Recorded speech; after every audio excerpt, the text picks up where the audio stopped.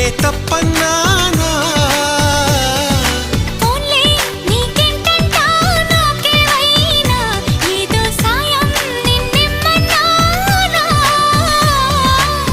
వలపంటే నిప్పు లాంటిది కలకాలం దాచలేనిది సలహా విని ఒప్పుకోవే ఇక